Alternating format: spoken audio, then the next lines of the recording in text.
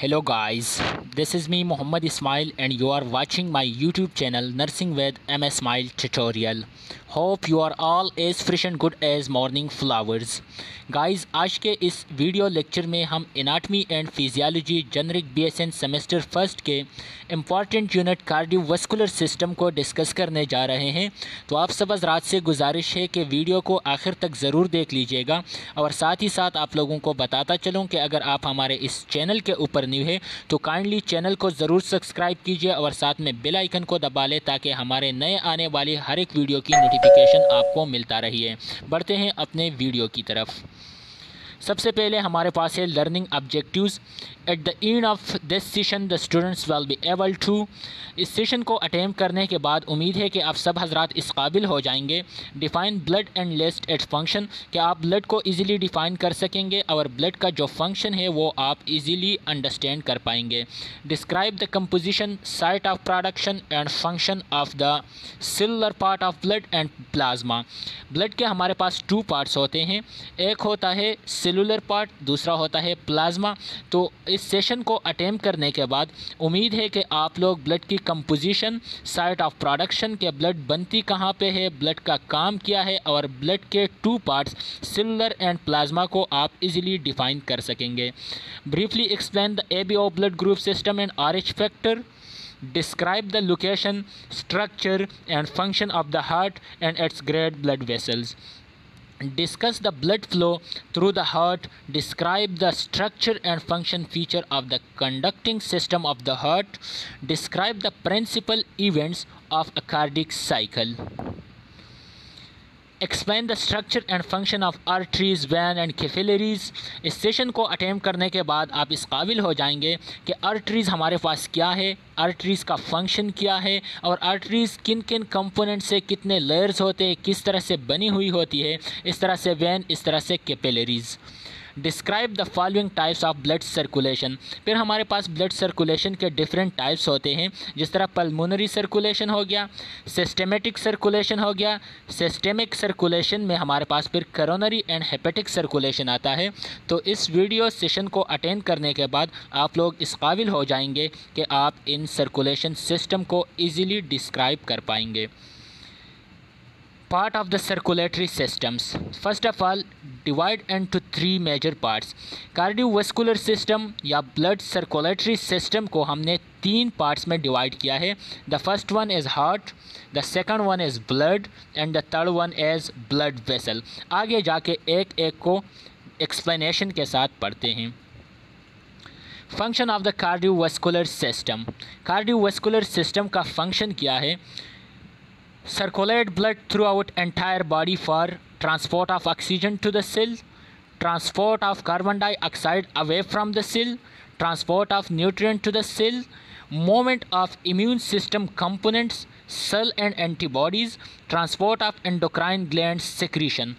अगर cardiovascular system के function की बात की जाए तो कार्डियोवास्कुलर सिस्टम हमारे पास मेनली 6 फंक्शन परफॉर्म कर रहा होता है, जिसमें सबसे पहले function transport of oxygen to the cell, के लंग से ऑक्सीजन को लेकर एंटायर ऑफ द बॉडी के बाकी जितने भी टिश्यूज़ और सेल है उसमें ऑक्सीजन के ट्रांसपोर्टेशन का काम कार्डियोवास्कुलर सिस्टम ही कर रहा होता है और through blood.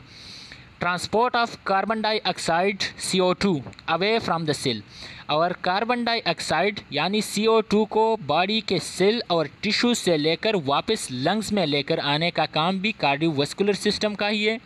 Transport of nutrition to the cell, gastrointestinal tract, small intestine से न्यूट्रिशन को लेकर सेल में लेकर जाने का काम कार्डियोवास्कुलर सिस्टम ही कर रहा होता है थ्रू RBC।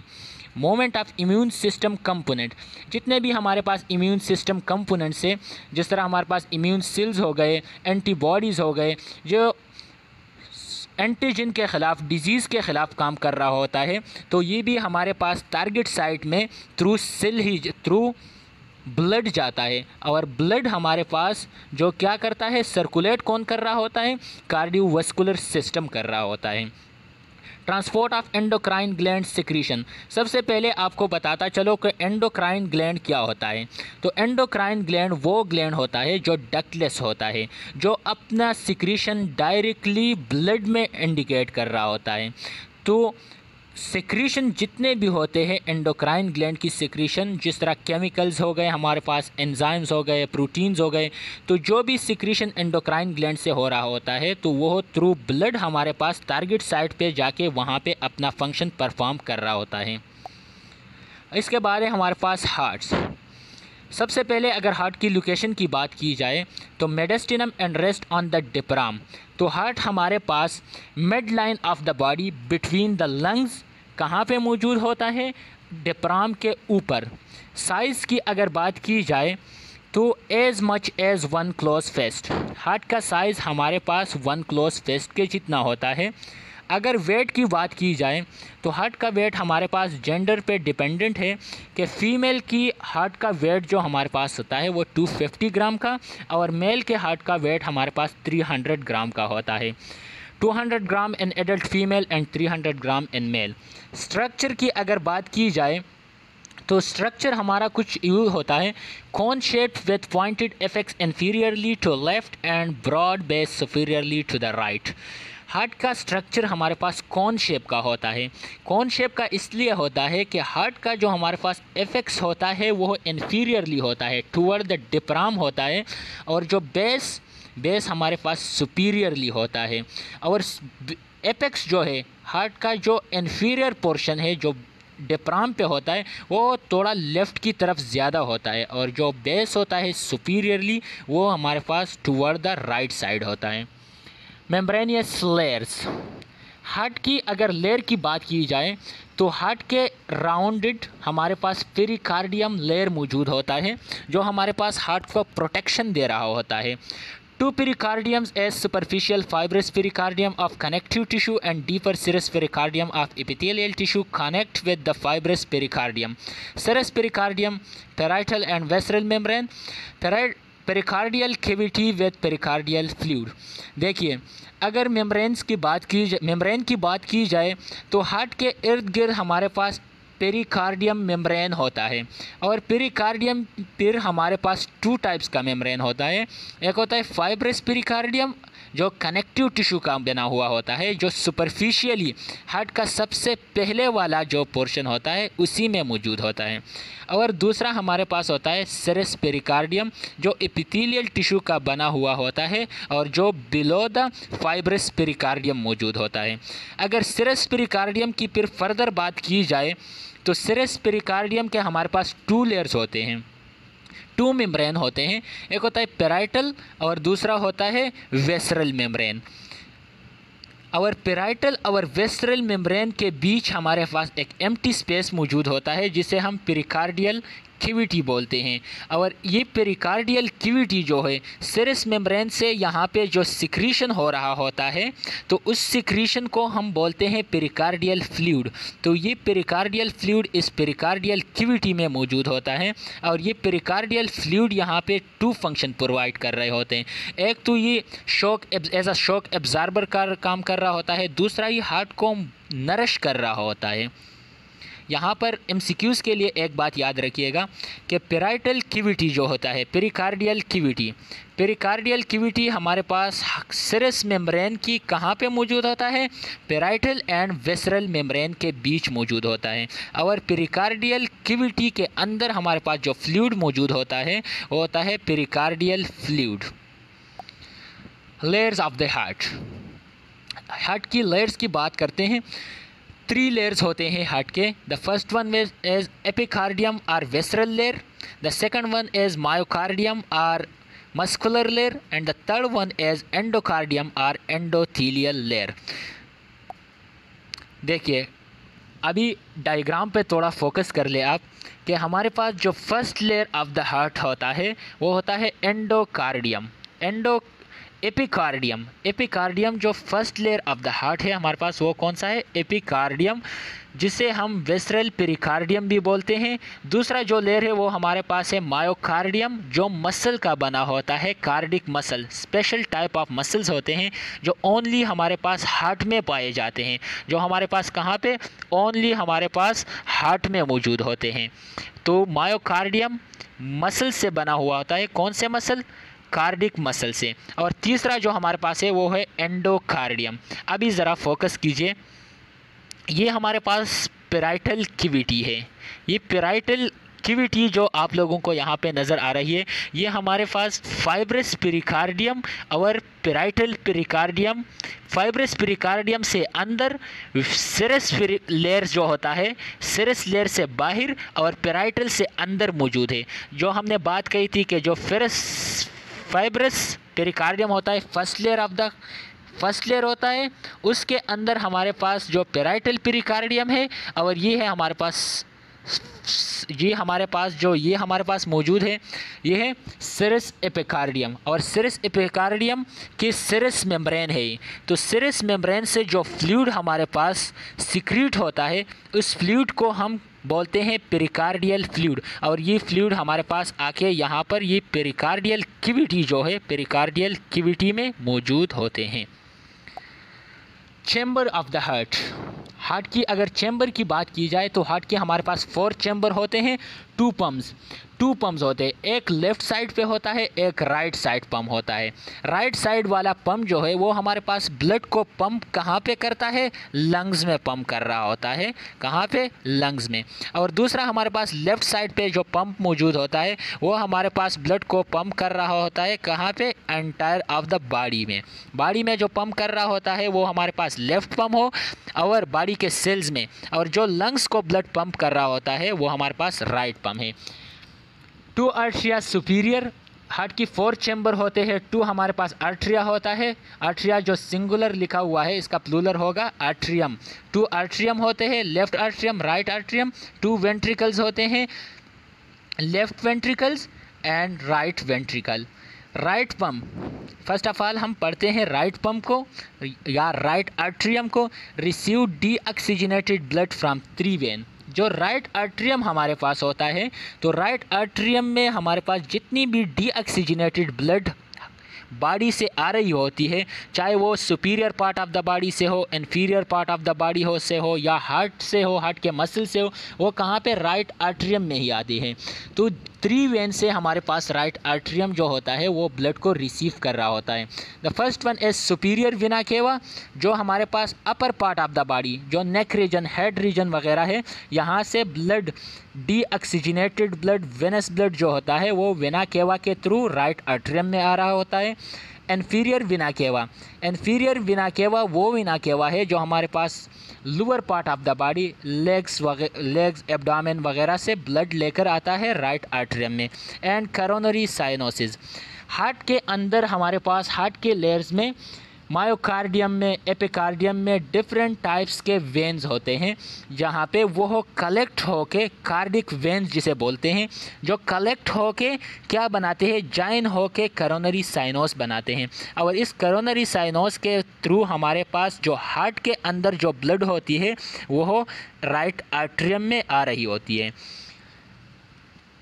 एंट्रेशियल सेप्टम, सेप्टम हमारे पास क्या होता है, एंटररेट्रियल सेप्टम। एंटररेट्रियल सेप्टम जो होता है राइट एंड लेफ्ट आर्ट्रियम के बीच होता है। राइट और लेफ्ट आर्ट्रियम को अब हमारे पास सेपरेट एक दूसरे से कौन कर रहा होता है, तो वो कर रहा होता है सेप्टम। तो ये बात MCQs के लिहाज से इम्पॉर्टेंट है कि राइट और लेफ़्ट आर्ट्रियम के बीच हमारे पास जो सेप्टम मौजूद होता है उसको हम बोलते हैं interatrial septum. Right ventricle, right atrium की बात हमने कही, अब हम बढ़ते हैं राइट वेंट्रिकल की तरफ। इनसाइड रेजिस कार्ट्रेनिकुला करनाई receive blood from right atrium while tricuspid valve, right atrioventricular valve. Right ventricle right ventricle जो है वो हमारे पास राइट आर्ट्रियम में जो ब्लड आई थी डीऑक्सीजनेटेड ब्लड, अब वो राइट आर्ट्रियम से जाएगी कहाँ पे, राइट आर्ट्रियम से वो राइट वेंट्रिकल में जाएगी। तो ये ब्लड जो जाती है राइट वेंट्रिकल में तो वो थ्रू ट्राइकस्पिड वॉल के थ्रू ही जाती है। तो यहाँ पे एमसीक्यूज़ के लिए ये बात इम्पॉर्टेंट है कि the wall present between right atrium and right ventricle is called tricuspid wall, और इस वॉल को हम right atrioventricular wall भी बोलते हैं। The partition between right and left ventricle is intraventricular septum, और अब ये right और left ventricle को हमारे पास कौन सेपरेट कर रहा होता है, वो भी septum होता है, और इस septum को हम बोलते हैं interventricular septum। Deoxygenated blood is pumped out through the pulmonary wall, pulmonary semilunar wall, and to a large artery called pulmonary trunk which divides into right and left pulmonary arteries। देखिए deoxygenated blood हमारे पास right atrium में आ गई थी, right atrium में हमारे pass through tricuspid वाल या राइट एट्रोवेंट्रिकुलर वाल के थ्रू राइट वेंट्रिकल में एंटर हो गई।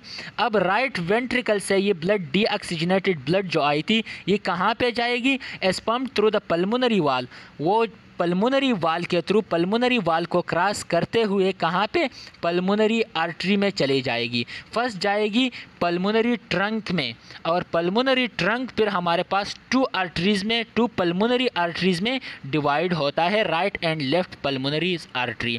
और पल्मोनरी आर्टरी हमारे बॉडी में वाहिद वो आर्टरी है जो हमारे पास डीऑक्सीजनेटेड ब्लड हार्ट से लंग्स में ट्रांसपोर्ट कर रहा होता है। देखिए ये जो हम वाल की जो हम बात कर रहे हैं तो ये है ट्राइकस्पिड वाल। ट्राइकस्पिड वाल जिसमें आपको नज़र आ रहे होंगे कि 3 कस्प होते हैं, और ट्राइकस्पिड वाल हमारे पास कहाँ पे मौजूद था, ट्राइकस्पिड वाल हमारे पास right atrium and right ventricle के बीच पे मौजूद था, और इसको कस्प इसलिए बोलते हैं, कस्पिड वाल इसलिए बोलते हैं कि इसमें कस्प होते हैं। तो ये 3 कस्प आपको नज़र आ रहे होंगे। लेफ़्ट पम्प, राइट हम पम्प हमने पढ़ लिया, राइट पम्प में हमारे पास राइट वेंट्रिकल था और राइट आर्ट्रियम था। अभी लेफ़्ट पम्प हम पढ़ेंगे।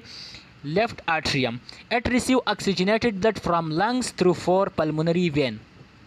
अभी जो डीऑक्सीजनेटेड ब्लड हमारे पास लंग्स में गई थी वो लंग्स से अब थ्रू वेन, कौन सी वेन, पल्मोनरी वेन, जो वाहिद वो वेन है जो हमारे पास ओनली ऑक्सीजनेटेड ब्लड ट्रांसपोर्ट कर रहा होता है between lungs and the heart. अभी 4 पल्मोनरी वेन के थ्रू हमारे पास वो ब्लड लंग से वापस आकर लेफ़्ट आर्ट्रियम में विड्रॉ होगी, passes blood to the left ventricle while bicuspid. और यहाँ से ये जो अब लेफ़्ट आर्ट्रियम में ब्लड आ गई oxygenated blood through pulmonary vein, ये अब हमारे पास बाइकस्पिड वाल जिसे हम मेट्रल वाल भी बोलते हैं कहाँ पर जाएगी, लेफ़्ट वेंट्रिकल में। एमसीक्यूज़ की लिहाज से यहाँ पे एक ये बात अहम है कि the valve which is present between left atrium and left ventricle are called mitral valve और bicuspid valve. Left ventricle, blood left atrium में आ गई ऑक्सीजनेटेड ब्लड, कहाँ से, लंग से। अब ये ब्लड जो हमारे पास है ये आएगी नीचे थ्रू बाइकस्पिड वाल के थ्रू लेफ़्ट वेंट्रिकल में, the thickest chamber of the heart. Left ventricle जो हमारे पास है सबसे thickest chamber of the heart है। एमसीक्यूज़ के लिहाज से ये बात भी यहाँ पे इम्पॉर्टेंट है कि the thickest chamber of the heart is called left ventricle. From the apex of the heart, जो एपेक्स को, हार्ट के एपेक्स को बनाता है, blood passes from the left ventricle through the aortic wall, aortic semilunar wall and to the ascending aorta।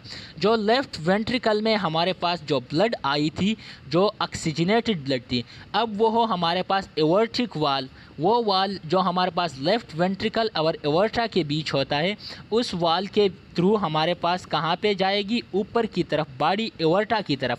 Aorta हमारे पास apex पे मौजूद होता है तो इसलिए ये ऊपर की तरफ चली जाएगी। Some blood from the ascending aorta flows and to the coronary arteries. और जैसे ही ये ब्लड हमारे पास एओर्टा में जाएगी तो एओर्टा से एओर्टिक आर्क से थोड़े नीचे, एओर्टिक आर्क से थोड़ा नीचे हमारे पास 2 करोनरी आर्टरीज़ होते हैं जो हमारे पास ब्लड दे रहा होता है, किसको, हार्ट को दे रहा होता है, हार्ट के मसल्स को, लेयर्स को दे रहा होता है। Left coronary artery and right coronary arteries। तो 5% ऑफ द ब्लड जो है, टोटल जो हमारे पास ब्लड होता है उसका टोटल आउटपुट जो है हार्ट का, उसका 5% ब्लड अगर देखा जाए तो वो किसको दे रहा होगा? तो 5% जो ब्लड है, 5% ब्लड जाएगा coronary arteries, left and right coronary arteries के थ्रू हार्ट में चला जाएगा।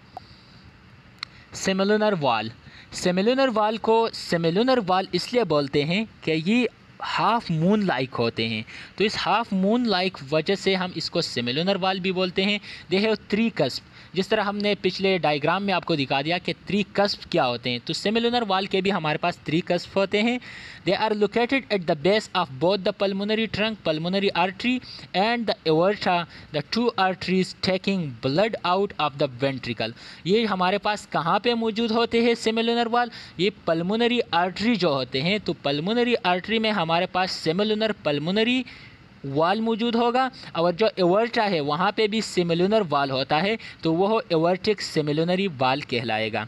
This valve permit blood to be force and to the arteries but prevent back flow of the blood from the arteries and to the ventricles. ये जो हमारे पास वाल है, इसका काम क्या होता है कि ये तो ब्लड को फोर्स कर रहा होता है और इसके साथ साथ जो बैक फ्लो होता है वह प्रिवेंट कर रहे होते हैं। तो इस वाल का हमारे पास जो मेन फंक्शन हो गए, 2 फंक्शन हो गए। द फर्स्ट वन इज़ कि ये ब्लड को हमारे पास फोर्स कर रहा होता है, and the second one is कि ये ब्लड के बैक फ्लो को प्रिवेंट कर रहे होते हैं। ये देखिए अभी, फर्स्ट हार्ट साउंड लब अकर व्हेन द अट्रोवेंट्रिकुलर वाल क्लोज्ड। ये हमारे पास अट्रोवेंट्रिकुलर वाल है, जो हमने कस्प की बात कही, ये यहाँ पर नज़र आ रहे हैं। हार्ट के साउंड को हम आगे जाकर कंप्लीटली बयान कर डिस्क्राइब करेंगे, मगर यहाँ पे आप सिर्फ इस वाल पे फोकस कर ले, और साथ ही साथ आपको ये पता होना चाहिए कि फर्स्ट हार्ट साउंड जो होता है हमारे पास सिस्टोल, वो कब होता है? जब अट्रोवेंट्रिकुलर वाल, ये वो जो वाल हमारे पास हो, ये क्लोज हो जाते हैं।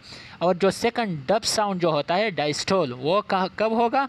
जब हमारे पास second heart sound dub occur when semilunar valve close, और जब हमारे पास सेमिलुनर वाल क्लोज हो जाए। तो ये अट्रोवेंट्रिकुलर वाल है जो आर्ट्रियम और वेंट्रिकल के बीच होता है, और ये सेमिलुनर वाल है जो पल्मोनरी, एक पल्मोनरी है और दूसरा एवर्टिक सेमिलुनर वाल है।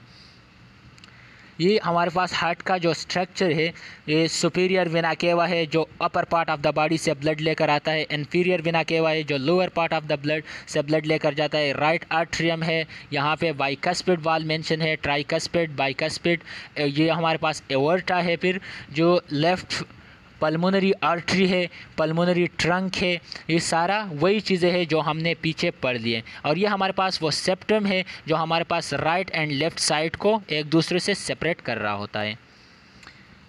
वेवुलर डिसऑर्डर, अभी ये यहाँ पे इस स्लाइड पे थोड़ा ज़रा फोकस कर दीजिएगा, क्योंकि एग्ज़ाम के हवाले से बहुत ही इम्पॉर्टेंट है कि अभी इस वॉल्स में हमारे पास डिसऑर्डर काज होते हैं।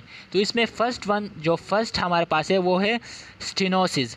Stenosis, narrowing failure of a wall to close completely, scarce, insufficiency or incompleteness. Example, mitral stenosis or aortic stenosis and which there is backflow of blood. इसमें क्या होता है?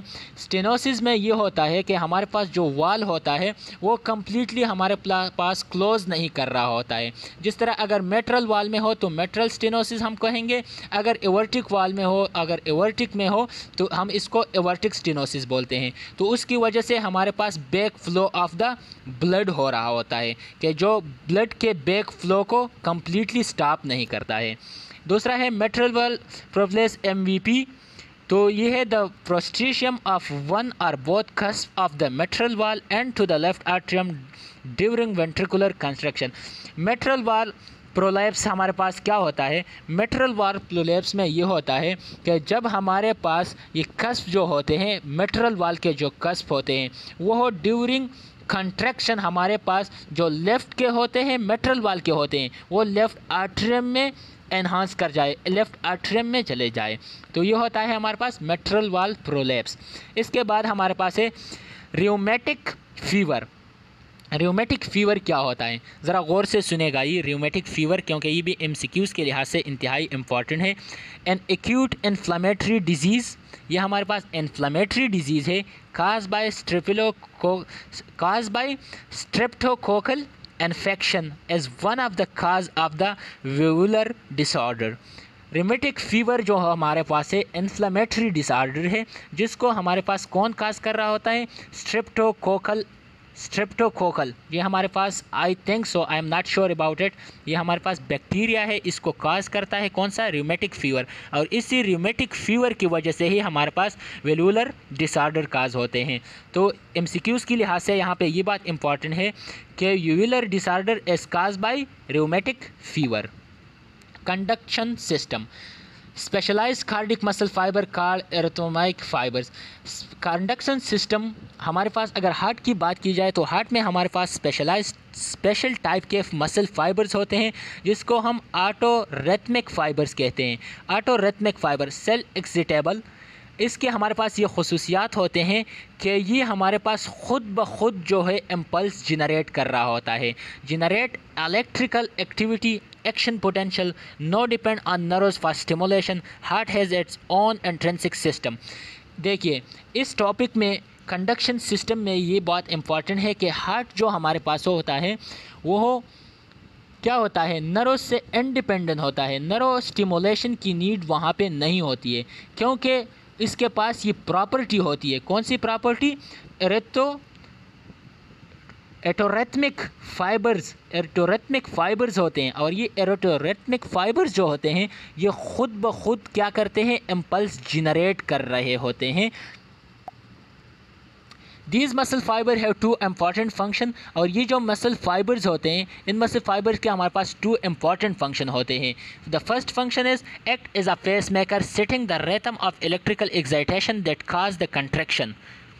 फर्स्ट ये क्या करते हैं? एज अ पेस मेकर काम कर रहे होते हैं। किस तरह करते हैं कि ये हार्ट का जो रिथम है हमारे पास कंट्रैक्शन का, excitation that cause the contraction, वो बरकरार रख रहे होते हैं। कौन से फाइबर्स होते हैं हमारे पास? तो ये होते हैं हमारे पास ऑटोरिथमिक फाइबर हमारे पास क्या कर रहे होते हैं कि ये एज अ पेस मेकर काम कर रहे होते हैं। Form the conduction system a network of specialized cardiac muscle fiber.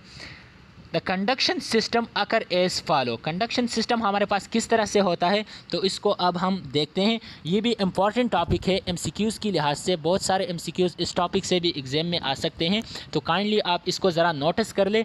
और अगर आप लोगों के पास नोटबुक एंड पेन है तो जो इम्पॉर्टेंट लाइन जो मैं इस यहाँ पे मेंशन करने जा रहा हूँ, तो काइंडली आप इसको राइट डाउन भी कर सकते हैं। फर्स्ट ऑफ ऑल हमारे पास क्या होता है? साइनो आर्टरियल नोड होता है। साइनो आर्टरियल नोड हमारे पास सुपीरियर वेना केवा से थोड़ा सा नीचे लेटरल साइड पर मौजूद होता है। हार्ट के वॉल्स में, हार्ट के लेयर्स में हमारे पास जो फर्स्ट, जो ऊपर टॉपिंग पे हमारे पास सुपीरियर वेना केवा होता है, तो उसी सुपीरियर वेना केवा से जस्ट बीनीथ हमारे पास क्या मौजूद होता है? वहाँ पे हमारे पास एट्रोवेंट्रिकुलर सिमिलर, वहाँ पे हमारे पास मौजूद होता है SA node located in the right arterial wall just inferior and lateral to the opening of the superior vena cava generate electrical signals। और ये साइनो आर्टरियल नोड जो होता है, एसए नोड, हमारे पास इलेक्ट्रिकल सिग्नल को जनरेट कर रहा होता है। After arterial contraction the action potential reaches the atrioventricular AV node located in the intra-arterial septum just anterior to the opening of the coronary sinus। और यहाँ पे जब हमारे पास सिग्नल्स जनरेट होते हैं, इलेक्ट्रिकल सिग्नल, तो वो इलेक्ट्रिकल सिग्नल जो जनरेट हो गए वो अब आते हैं हमारे पास कहाँ पे? एट्रोवेंट्रिकुलर नोड में आते हैं। एट्रोवेंट्रिकुलर नोड में, एवी नोड में इसलिए आते हैं क्योंकि ये अभी एट्रोवेंट्रिकुलर नोड के थ्रू ही हमारे पास कहाँ पास होगा? एट्रोवेंट्रिकुलर नोड के थ्रू हमारे पास ये पास आउट होगा टू द आर्टरियम से वेंट्रिकल में, क्योंकि आर्ट्रियम और वेंट्रिकल्स और आर्ट्रियम के बीच में जो हमारे पास लेयर होता है वो हमारे पास फाइब्रस कनेक्टिव टिश्यू का बना हुआ होता है। और फाइब्रस कनेक्टिव टिश्यू का ये खुसूसियत है कि यहाँ से इलेक्ट्रिकल सिग्नल जो है, इलेक्ट्रिक करंट जो है वो पास आउट नहीं हो सकता है। तो इसलिए ये आके एट्रोवेंट्रिकुलर नोड के थ्रू ही हमारे पास कहाँ पे पास आउट होगा? यहाँ से आर्ट्रियम से वेंट्रिकल में चला जाएगा। From the AV node, the action potential enters the atrioventricular AV bundle।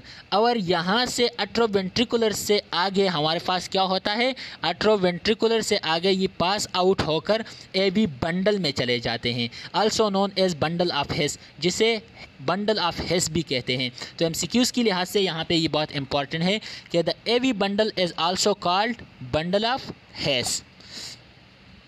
The AV bundle divides into right and left bundle branches. और फिर ये AV बंडल जो हमारे होते हैं, हमारे पास होता है बंडल ऑफ हेस, बंडल ऑफ हेस जिसे बोलते हैं, ये हमारे पास राइट एंड लेफ्ट ब्रांचेस में डिवाइड हो जाते हैं। The right and left bundle branches finally divide into Purkinje fibres. और फाइनली क्या हो जाते हैं कि ये ब्रांचेस जो हमारे पास होते हैं राइट एंड लेफ्ट, ये हमारे पास छोटे छोटे परकंजी फाइबर में ये क्या हो जाते हैं, डिवाइड हो जाते हैं।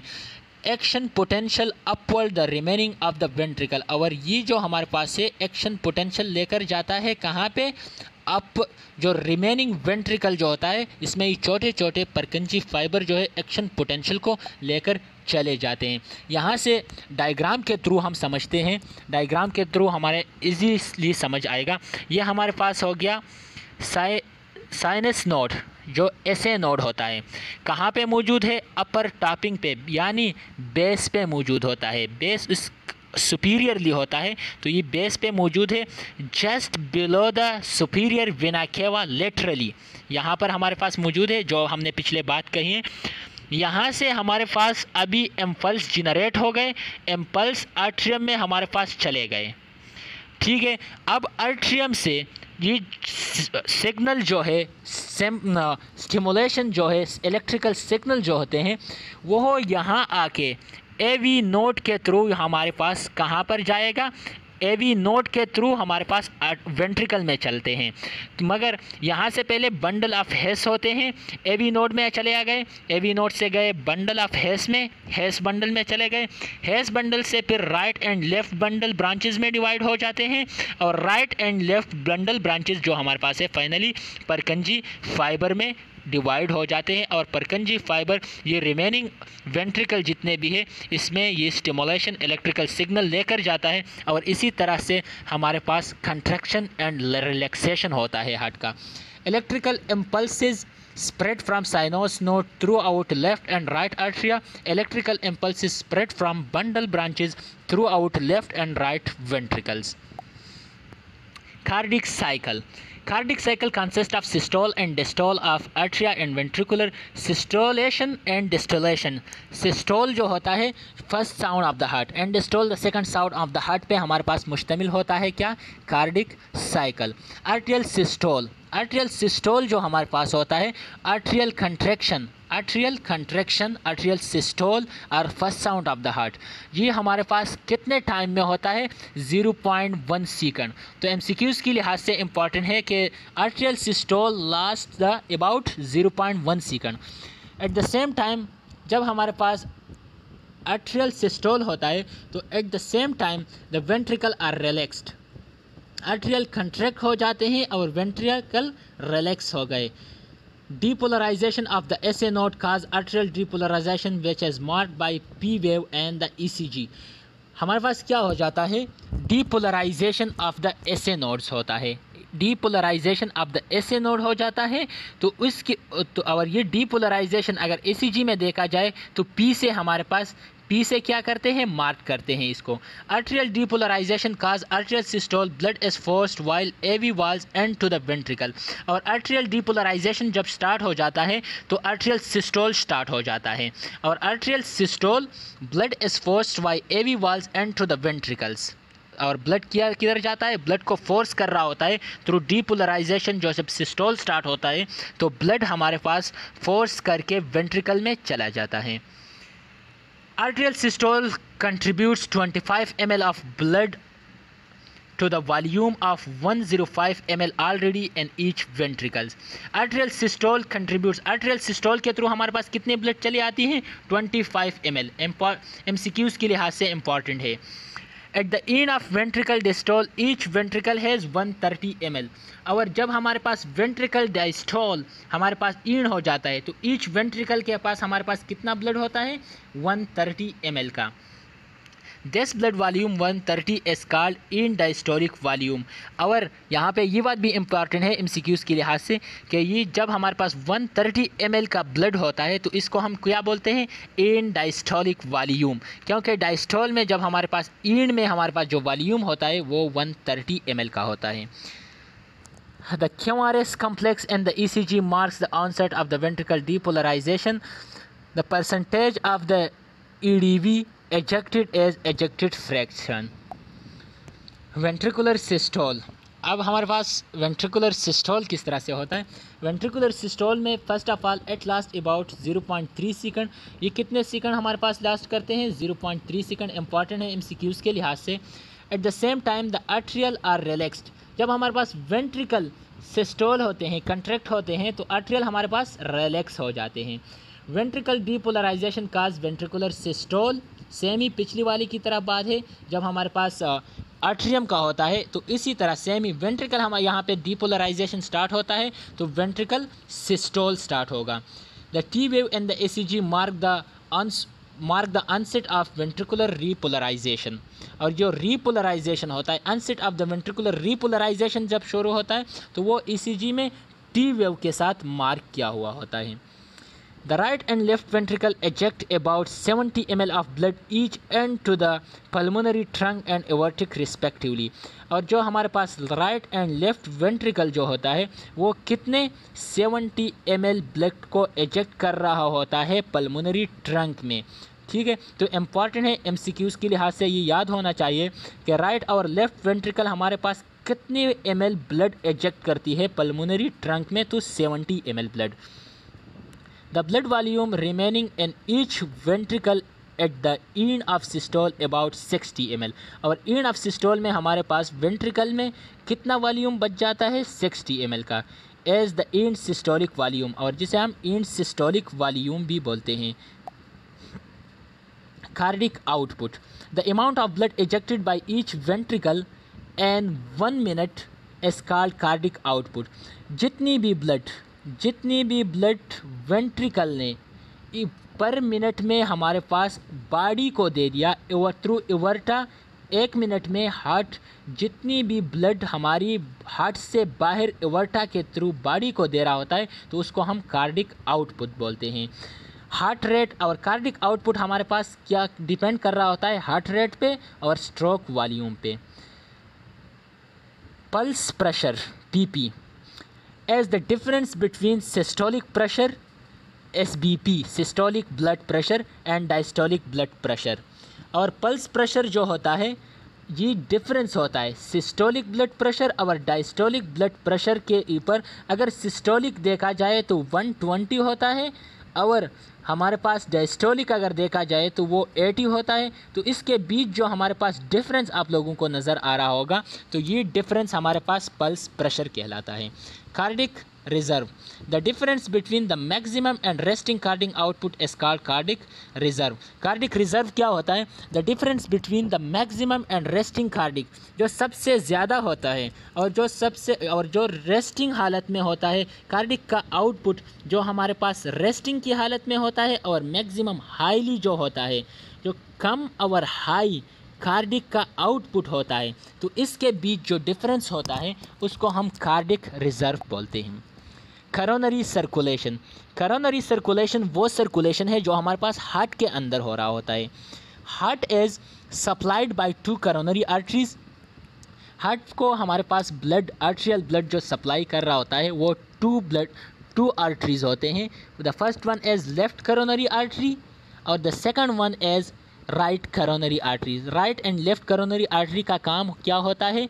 जो हमारे पास एवर्टा से डिस्टिनिशिएट होके हार्ट में चले जाते हैं। कौन कौन से? Left and right coronary arteries. This coronary arteries arises at the root of the aorta.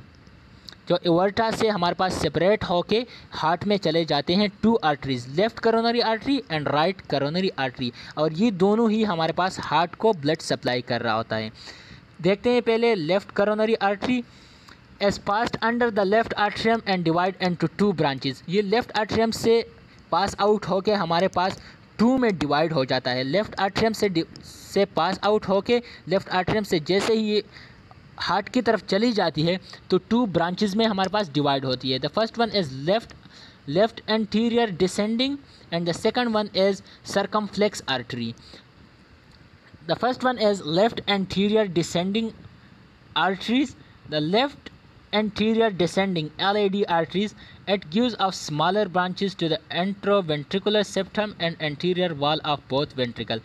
तो ये LAD जो होता है, यह हमारे पास जो सेप्टम होता है उसको और एंटरवेंट्रिकुलर सेप्टम को और anterior wall of both ventricle को ब्लड सप्लाई कर रहा होता है। सर्कमफ्लेक्स आर्टरी का क्या काम होता है? It contain around the left side of the heart and supply blood to the left atrium and posterior wall of the left ventricle. तो लेफ्ट आर्ट्रियम और लेफ्ट वेंट्रिकल को हमारे पास सर्कमफ्लेक्स आर्टरी ब्लड सप्लाई कर रही होती है। Coronary arteries, right coronary artery it gives off two branches. Right coronary, जिस तरह लेफ्ट करोनरी आर्टरी के हमारे पास टू ब्रांचेस थे उसी तरह ही राइट करोनरी आर्टरी के भी हमारे पास टू ब्रांचेस होते हैं। The first one is marginal artery and the second one is posterior descending artery. Marginal artery it supply blood to the lateral aspect of the right atrium and ventricle. जो हमारे पास lateral side होता है right atrium and ventricle का, उसको blood कौन supply कर रहा होता है? Marginal artery. And posterior descending artery क्या होती है? It supply blood to the posterior wall of both ventricle. और जो posterior wall of the ventricle होते हैं both right and left ventricle का, तो उसको हमारे पास ब्लड सप्लाई कर रहा होता है पोस्टीरियर डिसेंडिंग आर्टरी। डायग्राम को अगर देखा जाए, डायग्राम ऑफ करोनरी सर्कुलेशन, तो वही बात है। हमारे पास एवर्टा है, एवर्टा से हमारे पास right and left circumflex coronary artery, right artery, left artery, ये हमारे पास आ जाते हैं। राइट आर्टरी फिर टू में डिवाइड हो गई है, फिर इसी तरह हमारे पास लेफ्ट आर्टरी भी टू में डिवाइड हो गई है। वही बातें हैं जो हमने पिछले कही। Venus return of the heart, अब हमारे पास हार्ट में ब्लड आ गई तो इससे हमारे पास ये ब्लड रिटर्न किस तरह होती है? Most of the venous blood return to the heart occur through the coronary sinus and anterior cardiac vein. तो ये हमने पहले ही बात कही थी कि ये हमारे पास वापस किसके थ्रू आती है? तो हमारे पास करोनरी साइनोस होते हैं, बहुत सारे कार्डिक वेन हमारे पास जॉइन होके करोनरी साइनोस बनाते हैं और करोनरी साइनोस के थ्रू हमारे पास ब्लड हार्ट से वापस रिटर्न होती है। They drain into the right atrium और राइट आर्ट्रियम में चली जाती है। तो एमसीक्यूज़ के लिहाज से ये बात इंतहाई इम्पॉर्टेंट है कि venous return of the heart is drain into the right atrium. Blood flow to heart during systole and diastole, कि सिस्टोल और डायस्टोल के थ्रू हमारे पास किस तरह से ब्लड चली जाती है? During systole when heart muscle contract at compress the coronary arteries, therefore blood flow is less to the left ventricle during systole and more during diastole. तो हमारे पास क्या होता है? सिस्टोल के दौरान हमारे पास ब्लड फ्लो जो होता है हार्ट को वो ज़्यादा हो रहा होता है और डिस्टोल के थ्रू क्या हो रहा है? कम फ्लो हो रहा है ब्लड का हार्ट को। To the subcutaneous cardiac portion of the left ventricle, it's occur only during diastole. Coronary artery disease, अब हमारे पास coronary artery के भी डिजीज़ होते हैं, जिस तरह IHD और MI। अगर MCQs में इस तरह से आ जाए कि IHD जो है इस्केमिक हार्ट डिजीज़ और दूसरा है MI मायोकार्डियल इन्फेक्शन, तो ये दोनों हमारे पास कौन से होंगे? करोनरी आर्टरी डिजीज़ होंगे।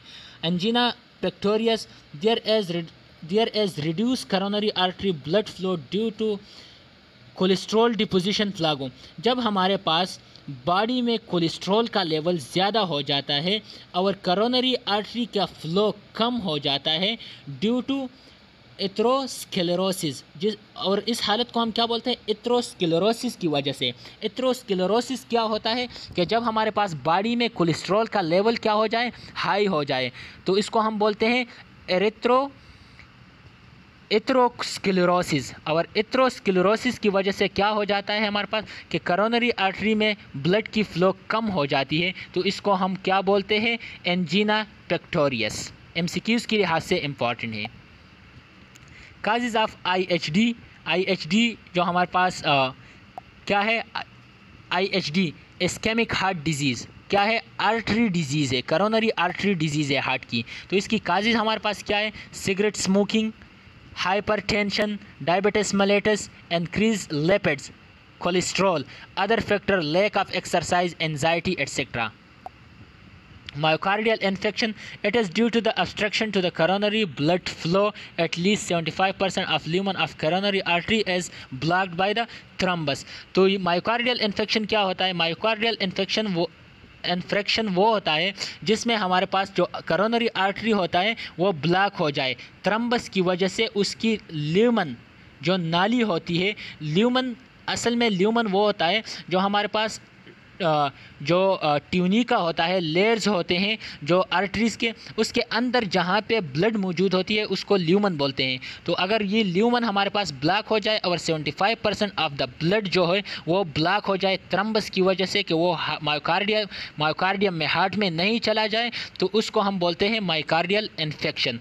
MI is the common cause of death, और इसके वजह से मायोकार्डियल इन्फेक्शन की वजह से मोस्ट ऑफ द डेथ भी काज होते हैं।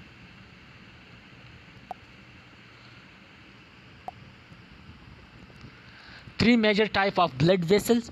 अब हमारे पास आते हैं ब्लड वेसल के ऊपर हम आते हैं। तो हमारे पास 3 मेजर टाइप ब्लड वेसल होते हैं, आर्टरीज, कैपिलरीज एंड वेन। सबको एक एक करके नीचे डिफाइन करते हैं। आर्टरीज क्या होते हैं, arteries carry blood away from the heart. Arteries का काम होता है ब्लड को हार्ट से अवे लेकर जाना। When carry blood toward the heart. When का काम क्या होता है कि वो हमारे पास ब्लड को कहाँ से, बॉडी से लेकर हार्ट में लेकर आने का काम किसका होता है, वेन का होता है। और जो कैपिलरीज होते हैं हमारे पास, तो कैपिलरीज वेन और आर्टरी को जॉइनिंग का काम कौन कर रहा होता है, कैपिलरीज कर रहा होता है। आगे जाके डायग्राम के थ्रू हम इसको समझने की कोशिश करते हैं। 3 layer except from the smallest. जो हमारे पास जनरल कैरेक्टरिस्टिक ऑफ वेसल जो है, तो हर एक ब्लड वेसल जो है एक्सेप्ट फ्रॉम द स्मॉलेस्ट जो कैपिलरीज है, उसके अलावा वेन हो गया, आर्टरी हो गया, इन दोनों के हमारे पास क्या होते हैं, 3 लेयर होते हैं। The first one is tunica, और ट्यूनिका को हम लेयर भी बोलते हैं, LAYER, इसको हम लेयर भी बोलते हैं। तो tunica intima, tunica media, tunica externa और adventitia. Adventitia and tunica externa are both are the same. The first layer of the walls of the arteries are called, or the veins are called tunica externa or tunica adventitia. lumen जैसे हमने पहले कही, lumen क्या होता है, lumen is the central blood filled space। जो हमारे पास इन तीनों ट्यूनिका एंटीमा, ट्यूनिका मीडिया और ट्यूनिका एक्सटर्ना से अंदर जो हमारे पास खाली स्पेस, एम्प्टी स्पेस जो होता है, जो नाली होता है जिसमें हमारे पास ब्लड फ्लो कर रहा होता है, उसको हम ल्यूमन बोलते हैं। यहाँ पर इसको समझने की कोशिश करते हैं। एंटीमा क्या होता है, जो एंटीमा होता है वो सिंपल स्क्वामस एपिथेलियल सेल का बना होता है। और जो मीडिया होता है, tunica media, layer of circular smooth muscle का बना हुआ होता है। यहाँ पर डायग्राम के थ्रू समझने की कोशिश करते हैं कि the first one layer is called tunica externa, यहाँ पे जो नज़र आ रही है आप लोगों को। The second one is tunica media. The third one is tunica intima, जो सबसे इंटरनल लेयर हमारे पास होता है। और इन तीनों लेयर के अंदर ये जो नाली नज़र आ रही है, ये नाली क्या होती है, ये ल्यूमन होती है।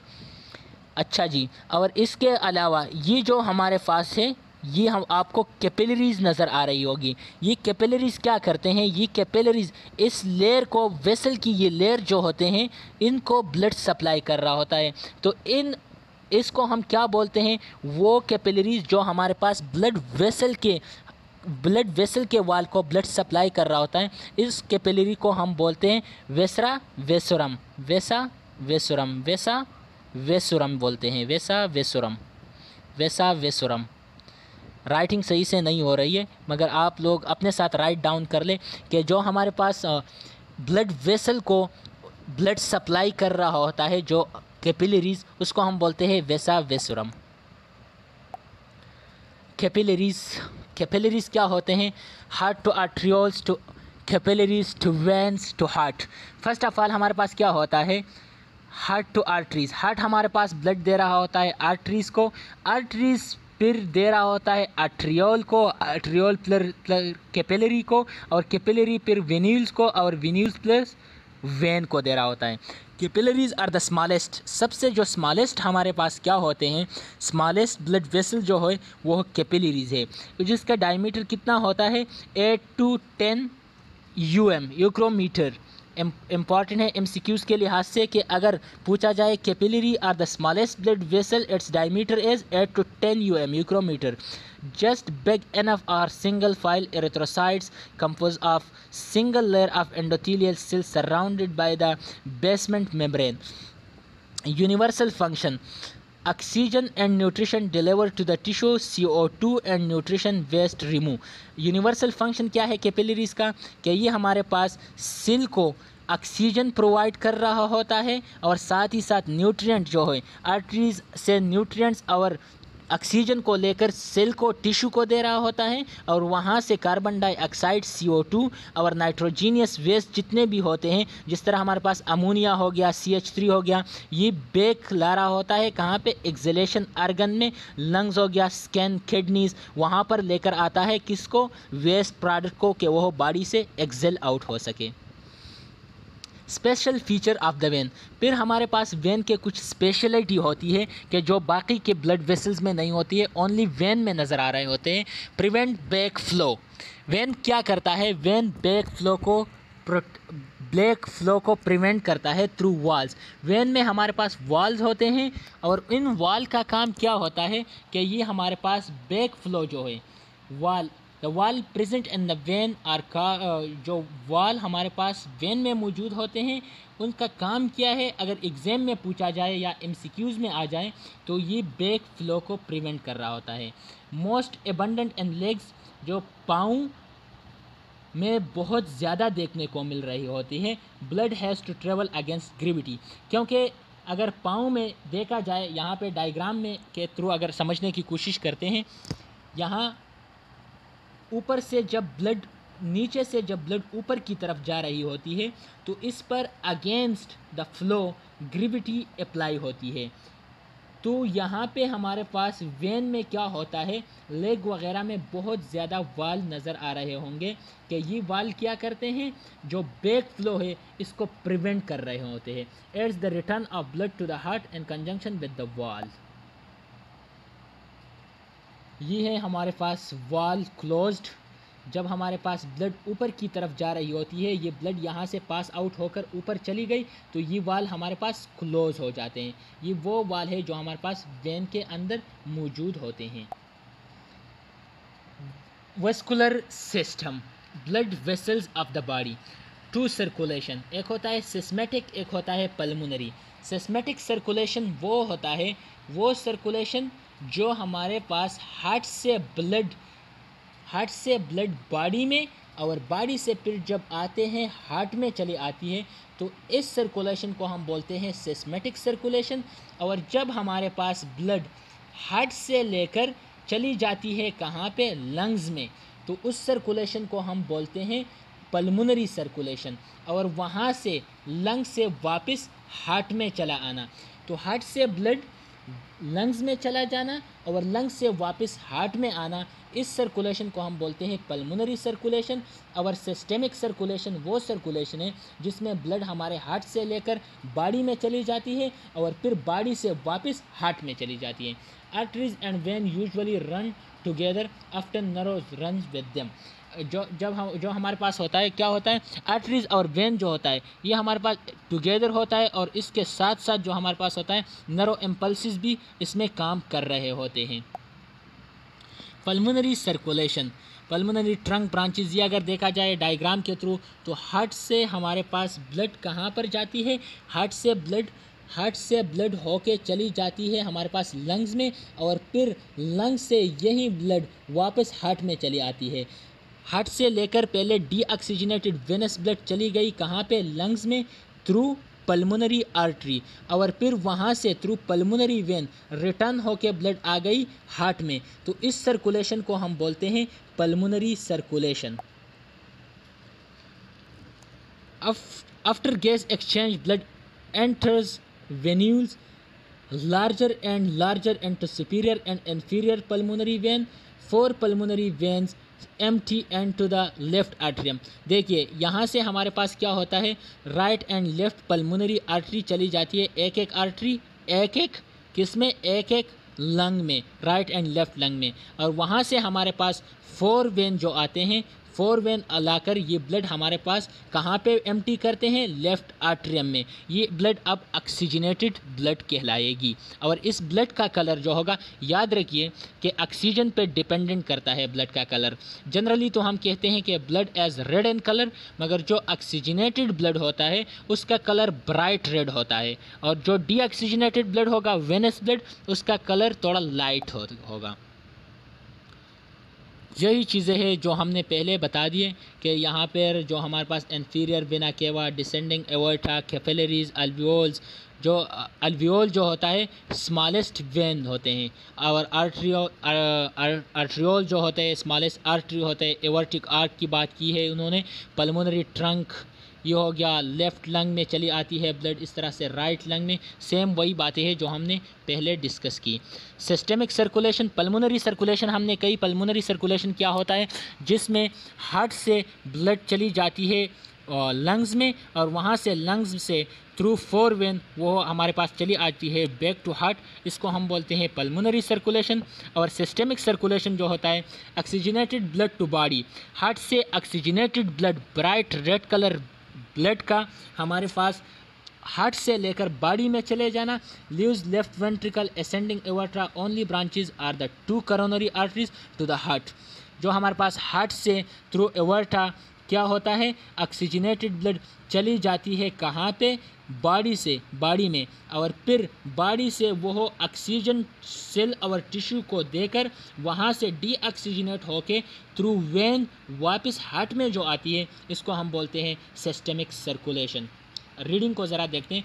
Only branches, aortic arch has 3 arteries branches from 8। जो आर्टरीज होते हैं एवर्टा हमारे पास 3 बड़े ब्रांचों में डिवाइड होती है। Brachiocephalic trunk and 2 branches, brachiocephalic trunk होता है, फिर उसके 2 ब्रांचेस हमारे पास, right common carotid artery, right subclavian artery, left common carotid artery, left subclavian artery. इसमें हमारे पास क्या होता है, एवर्टा जो हमारे पास इसमें डिवाइड हो जाता है, और फिर इसी के थ्रू बाकी डिवाइड होके बॉडी के पर सेल को ऑक्सीजन प्रोवाइड कर रहा होता है। इसके बाद द लास्ट वन जो हमारे पास है, हेपेटिक पोर्टल सिस्टम है। हेपेटिक पोर्टल सिस्टम में क्या होता है कि ब्लड यहाँ पे अपना फंक्शन किस तरह प्रोवाइड कर रहा होता है। एग्ज़ाम के हवाले से हेपेटिक पोर्टल सिस्टम भी इंतहाई इम्पॉर्टेंट है। अगर आप चाहे तो जो MCQs में यहाँ पे मार्क कर रहा हूँ, आप अपने साथ राइट डाउन कर सकते हैं। Pickup digested nutrition from stomach, digested nutrition, जो न्यूट्रिशन की जो डाइजेशन हुई है कहाँ पे, स्टमच में एंड इंटेस्टाइन, और इंटेस्टाइन में इसको पिकअप करता है blood and delivers them to the liver for processing and storage. और ये जो होता है स्टमच और इंटेस्टाइन से जो डाइजेस्टेड न्यूट्रिशन पिकअप किया, कहाँ पर लेकर जाएगा, लीवर में लेकर जाएगा। किसके चीज़ के लिए, स्टोरेज के लिए, और इसके अलावा स्टोरेज के लिए और डिटॉक्सिफिकेशन के लिए। तो MCQs के लिहाज से इम्पॉर्टेंट है कि detoxification of the nutrients occur in the liver.